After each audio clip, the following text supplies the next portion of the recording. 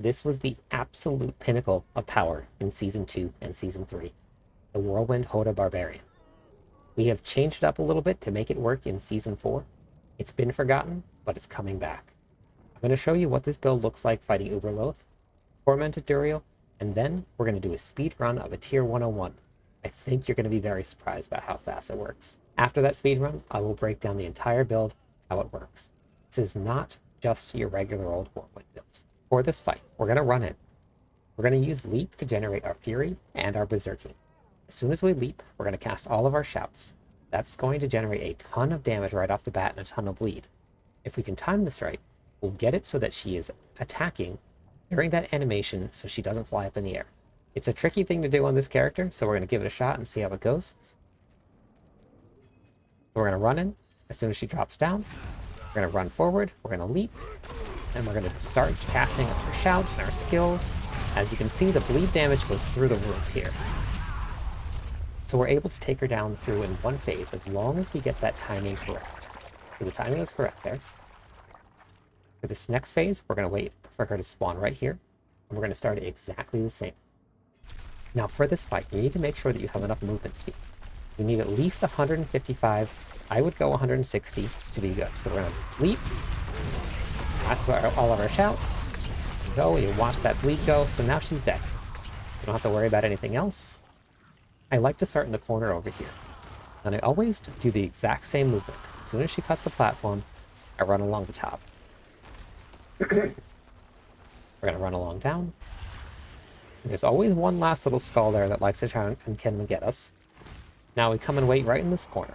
As soon as she cuts the platform, you just start running forward, stutter step a little bit, make sure the platforms are safe to cross, and then you run around. Go all the way around the top. You should have just enough time to come down around this bottom platform. And then as soon as she cuts the platform, we cross over, and then we're going to stutter step a little bit and run around. When she lands, we're going to pop all of our shouts, and we're going to kill her. So that's the Uber Lilith fight on the Whirlwind HotA Barbarian. This is insanely fun. Let's go check out Duriel. So for the Tormented fight, we're going to do this one exactly the same. After we summon him, we're going to stand right on top of where the ads spawn, and we're going to leap. That's going to give us our little bit of fury to start the fight.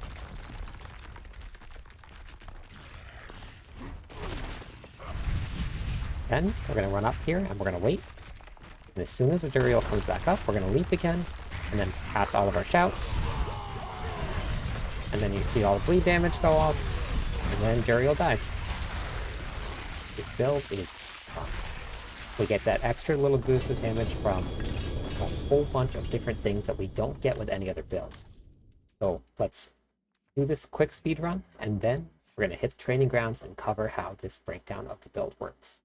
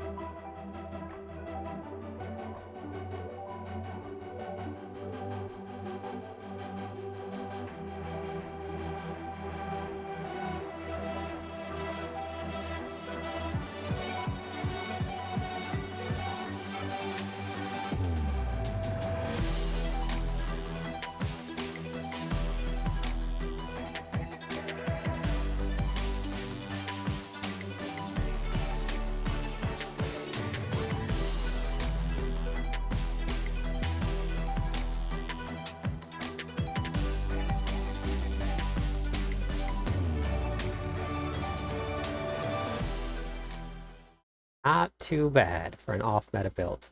Now, I do want to go over a couple things before we hop into this. There are uber uniques in this, 4 of them. It is very, very similar to the Whirlwind builds. This is not a Whirlwind build. This is a Whirlwind HotA weapon swap build. So it's going to look similar to what we were running before with a Whirlwind build, which I do have a Whirlwind build. And if you want to run that, and that's what you're interested in, click the link on the screen. I have a complete guide for that. It's a ton of fun to play. It hits real hard, runs real fast, but this one does the same thing, just a little bit different game style play. If you like the way that it looks, give this one a shot. We'll cover the skills and everything that you're going to need to know to get into this build. But again, not a Whirlwind build. There is a lot of nuances that are going to be different that will look like they should have been the same as a Whirlwind build, but this one is a weapon swap build. It is a ton of fun. Let's break it down. Starting with the skill tree, we're going to start with Lunging Strike. We're going to put 2 points in here. That's to unlock down here. We're only going to go 1 point into Whirlwind and 1 point into Enhanced Whirlwind. Whirlwind is going to be one of the catalysts to do Dust Devils, and Dust Devils is what's going to be doing a lot of our damage. Because we're going to be swapping between Hammer of the Ancients and Whirlwind, we're going to put 1 point into Hammer of the Ancients, and we're using Hammer of the Ancients for the buff from Violent Hammer of the Ancients. We're going to be forcing Hammer of the Ancients to overpower, so when we take this point, it's going to give us 30% multiplicative damage for 5 seconds. We're going to be able to keep this up almost the entire run. It's pretty crazy to see. We're going to be getting 3 points into Pressure Point here. This is going to give us a chance to make enemies vulnerable. This is going to be one of the few, and we'll talk about that as we get to the gear section of it. Coming down, we're going to put 3 points into Imposing Presence, and we're going to put 3 points into Martial Vigor. We're going to be running Rallying Cry. We're going to go all the way through Strategic Rallying Cry. If you're running into Fury issues, you can always run Tactical, but we do have a way to force ourselves to gain Fury right off the start using Strategic Rallying Cry for this. Coming down, we're going to put 3 points into Swiftness. We're going to be using this version for speed running, so having your movement speed is going to be super important. We're going to be going all the way down through Power War Cry. This is going to keep our damage up a little bit extra while we're running through these dungeons. 3 points into Booming Voice. This is going to increase the duration of our shouts. We want to try and keep them up as much as possible. We're going to go 3 points into Raid Leader. This is going to allow us to keep our health at full. We need to keep it at full because of the gear that we're going to be wearing. So then we're going to put 1 point into Leap. We're going to come all the way down through Power Leap. This is going to be how we generate Fury right off the start of the dungeon. We're going to leap onto something, and as soon as we hit something, we're going to gain 40 Fury times all of the Fury generation that we have. That's going to fill up our Fury bar completely full. We're going to go 3 points into Aggressive Resistance. This is going to give us damage reduction while berserking. While we're running through the pits, we should have 100% uptime, so we're going to maintain that 12% damage reduction. This is why we're going to have 100% uptime for that berserking. When we put 3 points into Battle Fervor, every time that we hit something with Leap, we're going to get berserking for 3 seconds. This is going to be super important, making sure that we are doing damage to bosses and that we're doing damage to monsters that are around us, because we have to be berserking in order to gain damage. We'll cover that when we get to the aspect part of this, but just for now, know that this is going to be incredibly important. Moving down, we're going to go 1 point into Hamstring so we can unlock Cut to the Bone. This is going to give us 15% increased bleeding effects to vulnerable enemies. We're going to have a couple different ways of making things vulnerable, and it's going to increase our bleed by 15%. We're going to run 2 points into Pit Fighter here, 1 point into Thick Skin, and then 3 points into Counteroffensive. This is going to give us 12% increased damage while our Fortify is over 50% of our maximum life. Coming down, we're going to go 3 points into Heavy Handed. This is going to give us increased critical strike damage. Now, it does say that while using a two-handed weapon, you deal 30% multiplicative increased damage, but it actually adds it to the stat line. And this is going to come into play when we get to our key passive. We're going to put 1 point into Tempered Fury, 3 points into Furious Impulse. This is going to give us 6 Fury every time that we swap weapons. Now remember, this is going to be a weapon swapping build. So as we get into the Paragon board, we'll talk a little bit more about weapon swapping. And in the gameplay loop, I'll talk about exactly how it's going to help us do more damage with that 30% increase from HotA and spawn more Dust Devils. For our key passive, we're going to be running Gushing Wounds. The way that this works, when causing an enemy to bleed, you have a chance equal to your critical strike chance to increase that bleed amount by 140% of your critical strike damage bonus. We're also going to gain overpowering a bleeding enemy creates an explosion that inflicts damage that's bleeding over 5 seconds. With this build, we're going to be guaranteeing that Hammer of the Ancients is going to overpower, so we're also going to be taking advantage of that bottom part. How Gushing Wounds works. This is the really important part. If you look at my stat line, we're running 89.2% chance to crit. That means that I have an 89.2% chance to proc Gushing Wounds. When Gushing Wounds procs, it takes that 5,132%, and then it multiplies that by 140%. That total number is what is increased to our bleed every single time that Gushing Wounds procs. That's where you see those big, gigantic bleed numbers come from, is because Gushing Wound is procced. We have a lot of critical strike damage, which ends up giving us a ton of bleed. Let's look at the Paragon Board. Going into your starter board, we're going to be running Wrath. Going to help increase our critical strike damage for Gushing Wounds bonus. Moving up, we're going to be going into the Carnage board. Now, I know what you're thinking. Attack speed does not scale with Whirlwind yet. That's next season. However, this is a weapon swap build. Attack speed is actually going to be very beneficial for this build. What attack speed does is that it allows us to swap between weapons and skills faster. As I use Whirlwind, and then I switch to Hammer of the Ancients, it will allow me to transition between those two faster when I have more attack speed. When you run really high attack speed with this build, it feels so smooth, so quick. There's almost no noticeable difference between running Whirlwind and then Hammer of the Ancients. It's just back and forth very quickly. So this is a very important note here. In the Carnage board, we're going to be running Martial. This is going to help reduce the cooldown of our leap. Remember, our leap is what we're going to get our berserking from all of the time. If we don't have that on cooldown, we can pop our shouts, and our shouts will now cool down leap by 2 seconds for each shout. Leap also cools itself down through one of the aspects that we have, so leap should be up 100% of the time as we're doing these runs. Moving over, we're going into the Blood Rage now. Killing a bleeding enemy has a 10% chance to grant berserking. Very helpful because we need to be berserking all the time. We'll talk about that in the aspects section because we absolutely have to be berserking in order to do damage. Your damage is increased by 10% of the damage while berserking bonus, up to a maximum of 30%. So my current bonus is at 30, which means that I am running currently at least 300% increased damage while berserking. This is the number that you're aiming for. We want to be as close to 300 as we can. If you are over, it is completely fine. Damage while berserking is still going to add damage to you. Is anything over 300 will not be multiplicative, it'll just be additive. Don't worry if you're over by 10 or you're over by 15 or if you're over by 50. It is okay. But the goal is to get as close to that 300 as you possibly can. Heading back into the board, inside of the Blood Rage board, we're going to be running Ire. This is where I get the last little bit of my damage while berserking from, and it also grants me 10% damage reduction from elites while we're berserking. Moving up, going into the Bonebreaker board. In that board, we're going to be running Exploit. This is going to give us some extra vulnerable damage, which we'll cover a little bit later because this is going to give us a multiplicative number that's going to help increase our bleed damage. Moving over into the Hemorrhage board. Your bleed damage is increased by 15% of your vulnerable damage bonus. This is going to take all of our vulnerable damage and going to change it into a multiplicative number that's going to increase our bleed. For this build, you want to run about a 10 to 1. If I have 5,000 critical strike damage, I want to run about 500 vulnerable damage. So mine is actually low. That's something that you want to shoot for. It is not 100% necessary, but that's the goal. Inside of the Hemorrhage board, we're going to be running Disemboweled. This is going to be definitely incredibly important for speed running. As you get to push to the pits, this might change because we won't be killing things quite as fast. Killing a bleeding enemy has a 10% chance to reduce the cooldown of your non-ultimate skills. This means that all of your shouts can be cooled down by this too. And it doesn't do one at a time, it does all of them. So if we're killing things quite fast, we have a really high chance of having everything reduced very quickly, putting this glyph in. Coming down, we're going to be going into the Decimator board. Each time you make an enemy vulnerable, your damage is increased by 10% for 5 seconds. Overpowering a vulnerable enemy is an additional 10% bonus for 5 seconds. We're going to be overpowering with Hammer of the Ancients very often, so we're going to see this bonus pretty constantly. It's going to give us 20% multiplicative damage, which with the regular Whirlwind build, we wouldn't be getting that because Whirlwind does not overpower. Inside the Decimator board, we're going to be running Might. we're going to get an 8x multiplicative increase to our damage while we're using a two-handed weapon.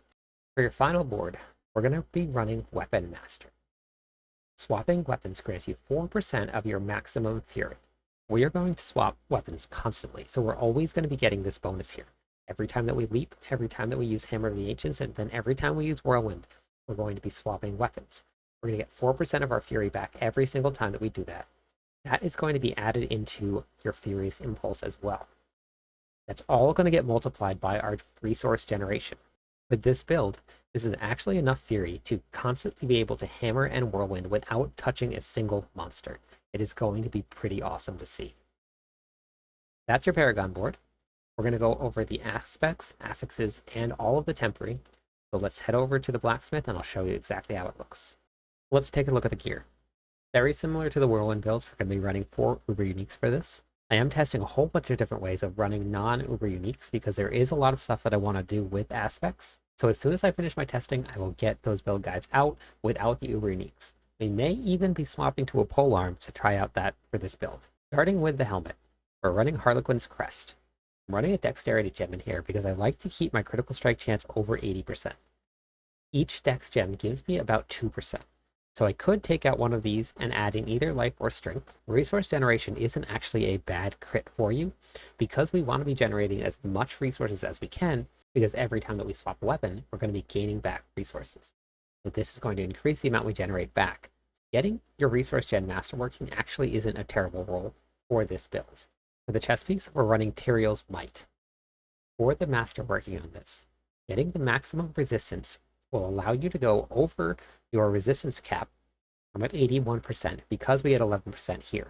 Going into the maximum resistance to all elements, what that allows me to do is put diamonds into each of my pieces of jewelry, and that will help me cap out my resistance using this piece of gear. For the gloves, we're going to be running Earth Striker. This is how we're going to guarantee Hammer of the Ancients to overpower. Whirlwind does not overpower. So every single time that we swap 8 times, we guarantee our Hammer of the Ancients to overpower. Leap can take this overpower charge. However, we hammer and whirlwind so often that the chances of it landing on leap are very, very low. And once we get into the gameplay loop, I'll show you what the buff looks like and the icon looks like so that you know when this is up and you can hammer instead of leaping. Like we covered in the Paragon Board, attack speed does work for this build. Attack speed is going to let us swap between our weapons faster. So we're going to run attack speed, critical strike chance, and critical strike damage. In order to get our damage while berserking bonus up, I have damage while berserking on the gloves, and crowd control duration. Crowd control duration is going to affect the slow from hamstring, and it's also going to affect your challenging shout. When you use challenging shout, the taunt is considered crowd control. It also is going to simultaneously give you more damage reduction because the damage reduction runs hand in hand with the taunt. For the pants, we're going to be running Undying. This is going to heal us every single time that we cast a skill for 2% of our life. That means all of your shouts and every single time that we swap to Whirlwind and we swap to Hammer of the Ancients. So we're going to swap constantly, so we're always going to be using skills. This, along with Raid Leader, helps keep us at full life. That's how we're going to get our proc from Duriel's Might. When you're at full life, your skills unleash a Divine Barrage, dealing damage. That barrage is actually going to go out in front of us every time that we hammer, and out around us in a circle every time that we Whirlwind. So we're always going to be putting a massive amount of bolts in front of us as we go, and then we're going to be also shooting them around in circles around us. It is actually pretty cool to see. For the affixes, we're going to be running Strength, Max Life, Armor. So this is where we're going to get our maximum armor from. If you look, 9,230, I'm over by 3. I'm so close to being exactly there. This is going to be the number you want to shoot for. If you're over by a little bit, that's okay. Try not to be underneath it by too much. But armor on the pants is a great way to get there. It doesn't even have to be a greater affix. For the tempering, we're going to be running Crowd Control Duration and Imposing Presence.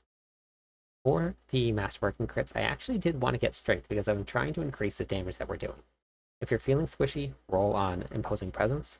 I will have all of this masterworking stuff in the planner, and the planner will be in the description of the video. So make sure you check that out. You can follow along there. The planner will be way more up to date and exactly what I want than what I have in the game. If you see changes in the planner that you don't see in the video, the planner is my final idealized version of what this build should be running. So follow the planner exactly. The video may be slightly different than what it is. For the boots, we're going to be running Ghostwalker. Every single time that we become unstoppable, we're going to be able to pass through enemies, and we're going to have 25% increased movement speed.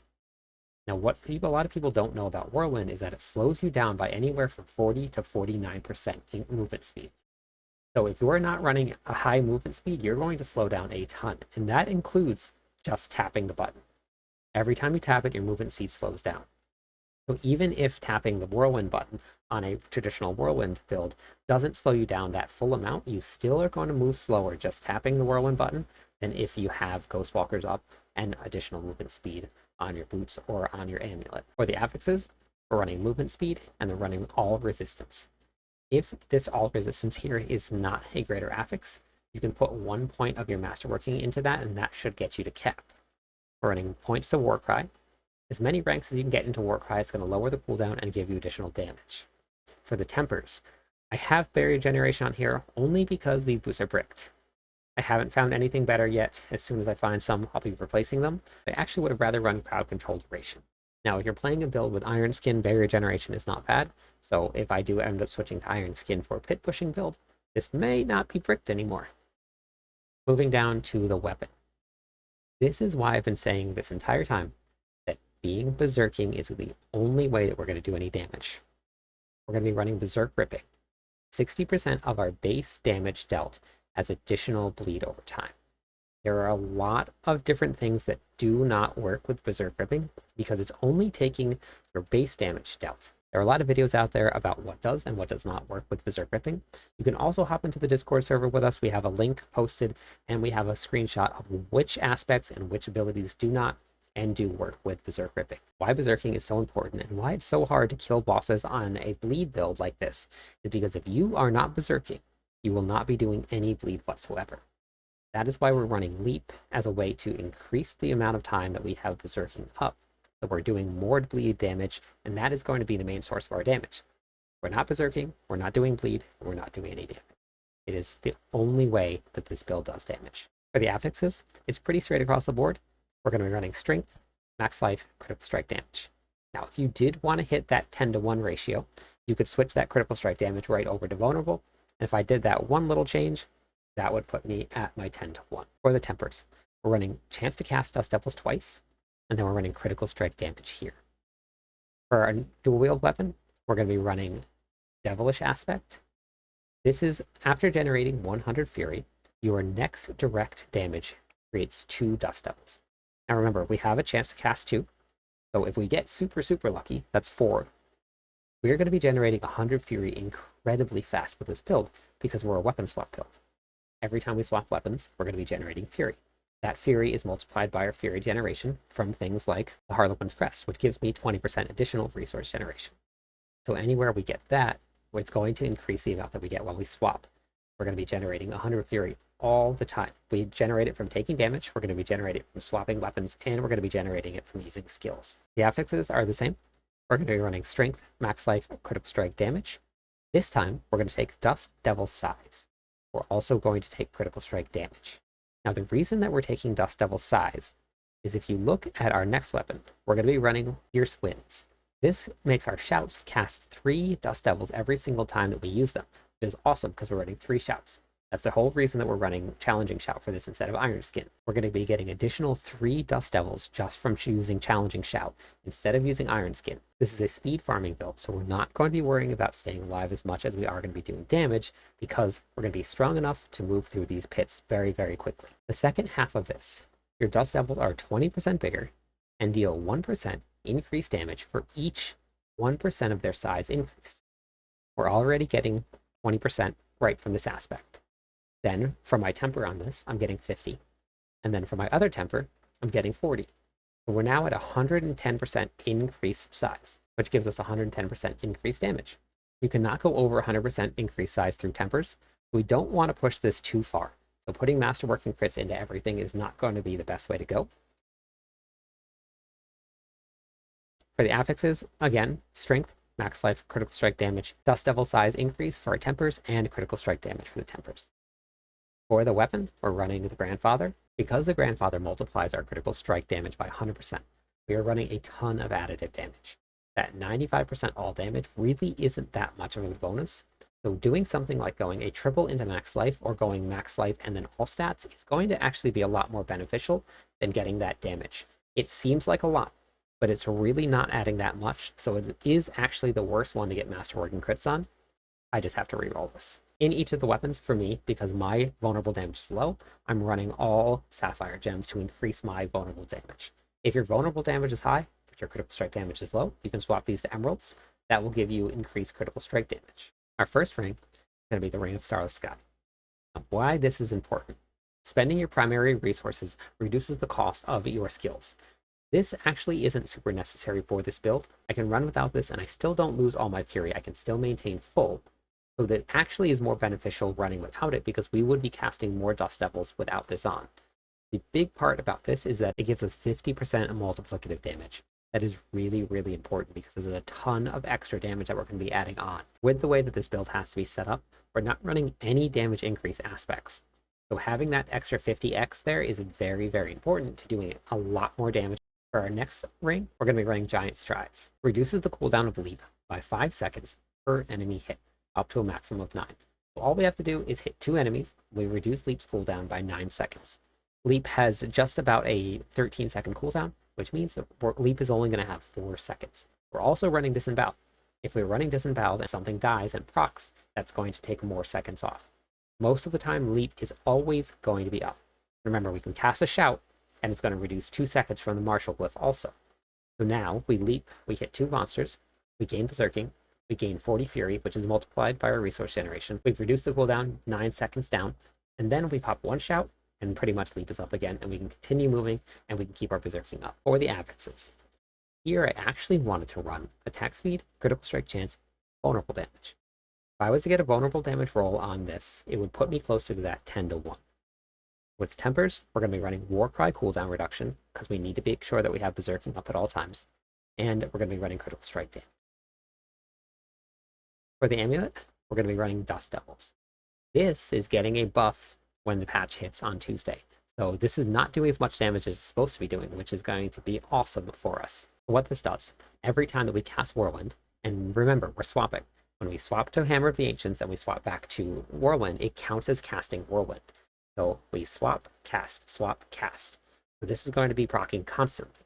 Maybe not quite as fast as you're tapping it on your Whirlwind build, but because we're also going to be generating Fury, we're going to be casting more Dust Devils. It's pretty crazy. I filled up an entire room with Dust Devils. It looked almost like the PTR. For the Affixes, we're going to be running attack speed, critical strike chance, heavy-handed.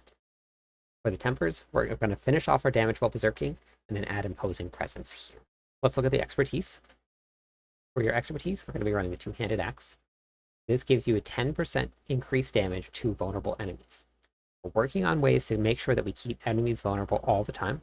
I'm experimenting with things like this ring here, where we have, which I got really lucky on, 64% chance to make enemies vulnerable for 2 seconds. We're also running the exploit glyph, so once every 20 seconds, enemies are vulnerable. And we're running pressure point, which is going to give our core skills a chance to make enemies vulnerable as well. The more uptime that we can keep on enemies vulnerable, the more that we're going to be taking advantage of this 10%. The way that your expertise works, you do not have to have a two-handed axe equipped to get the bonus here. This will allow you to take advantage of any of the bonuses without running those weapons. It's like a little extra buff that barbarians get by completing their class quest. So that's it. We're going to go do the gameplay loop. Pay attention here because you're going to want to learn how we do this here. That's it for the gear. Let's go hop into the training grounds and I'll show you the gameplay loop. This is very important because if you don't run this gameplay loop correctly and you're not set up, this build will not work. Okay, let's go over the gameplay loop. A couple things to note. You have to have your weapon set correctly or this will not work. Hammer of the Ancients is always set to a bludgeoning weapon. You cannot change this. So in order to swap weapons, we have to set Whirlwind to our slashing weapon. And we're also going to set Leap to our dual wield weapons. This way when we leap, and then we Whirlwind, and we hammer, we have switched 3 times. That means we've generated Fury 3 times. As we work through our swaps, and we swap from Whirlwind to Hammer of the Ancients, and then we leap again, we can build up 8 stacks of our Earth Striker very, very quickly. I'm going to generate some Fury, and then I'll show you what the Earth Striker aspect looks like on your bar. You know when you're almost ready to overpower.